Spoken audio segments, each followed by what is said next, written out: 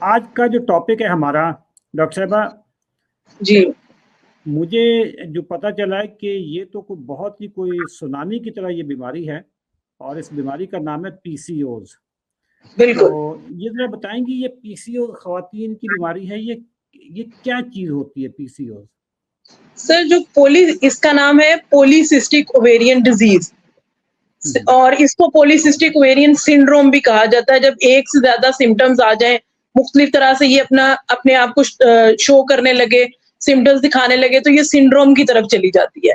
ठीक है, और ये इसलिए आजकल के उसमें बहुत ज्यादा अहम है कि ये जिस तरह एक कोई आप समझ लें कि जो एक एपिडेमिक होता है, एपिडेमिक ये होता है कि कहीं पे किसी इलाके में कोई जो डिजीज है वो पहले कभी कभी होती है, लेकिन एकदम कुछ ऐसे फैक्टर्स आते हैं कि वो एक पूरे इलाके में फैल जाती है। जैसे कि पिछले दिनों पाकिस्तान में जैसे मीजल्स का आ गया, वो एपिडेमिक हो गई बच्चों में। दुनिया इसी तरह आप दुनिया समझ लें में कि ये कोरोना आ गया, दुनिया में कोरोना जैसे आ हाँ गया जी, था। कोरोना आ गया।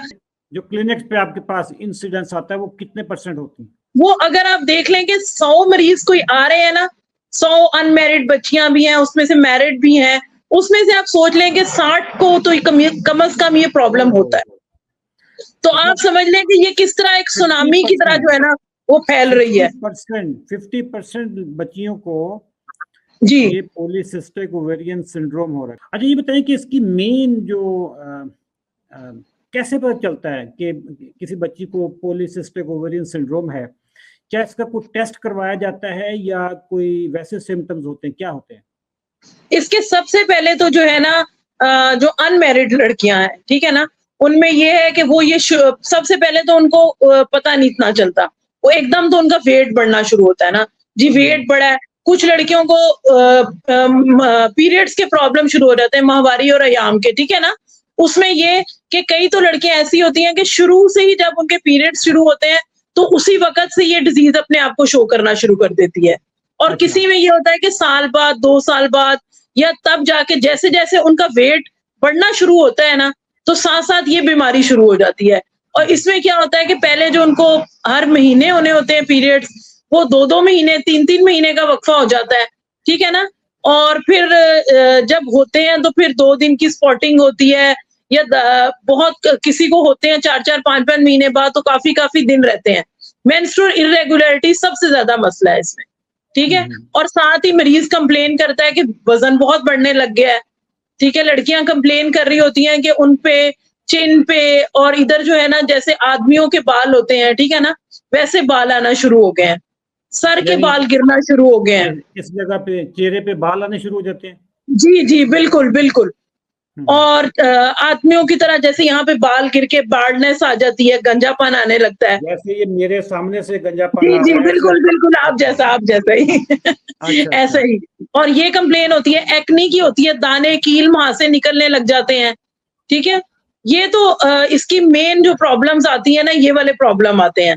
और इसका डायग्नोसिस के लिए जो है ना, सिर्फ एक तो जैसे ये हिस्ट्री भी है कि वेट गेन हो गया, मेंस्ट्रुअल इरेगुलरिटीज हो गई, और एक्नी हो गया, कील महासे हो गया, ठीक है ना। और ये हर्सुटिज्म जिसमें कि हेयरी स्किन, बाल सारे आगे, चेस्ट पे भी आ जाते हैं बाल, ठीक है। और इसके अलावा सर के बालों का गिर जाना, ठीक है। डॉक्टर साहब, ये कितने एज में स्टार्ट हो जाती है ये बीमारी? एज जो है ना इसकी कोई है ना, मतलब जो यंग एज है ना उसमें ही शुरू हो जाता है काम, ठीक है ना, कि उसी मतलब वक्त। 15-20 साल? बिल्कुल बिल्कुल, मैंने बताया ना, हम्म, कईयों को तो जब माहवारी शुरू होती है तो वो इसी तरह आती है कि वो आई आई ही पहली दफा आती है, और बाद में उनको मेडिसिन ही लेनी पड़ती है, ठीक है ना। फिर हम्म। साल में सिर्फ 3 दफा आती है, ये 4 दफा आती है, इतना वक्फा आ जाता है, और अक्सर उनको दवाई लेनी पड़ती है। 5 तारीख को, 5 अक्टूबर को रात 9:30 बजे इंशाल्लाह मैं और डॉक्टर आसमा साहिबा हम बहुत डिटेल के साथ आपके साथ प्रेजेंटेशन शेयर करेंगे कि पॉलीसिस्टिक ओवेरियन होती क्यों है, इसका मोड ऑफ एक्शन क्या है, इसका तरीकाकार क्या है, इसको ठीक कैसे करना है। और वो खवातीन जो शादीशुदा हैं और कंसीव करना चाहती हैं, बेबी करना चाहती हैं लेकिन नहीं हो रहा, उसके पीछे पीसीओ का कितना हाथ है, ये सारी चीज़ों के लिए खवातीन आप अपने अलार्म लगा लें, अलार्म सेट कर लें, ताकि आप प्रोग्राम मिस ना करें इंशाल्लाह। जैसे मैं शुगर के पीछे पड़ गया था ना, तो पाकिस्तान में अब बच्चे बच्चे की ज़ुबान पे हम ये ले आए हैं कि शुगर ग़िज़ाई बीमारी है।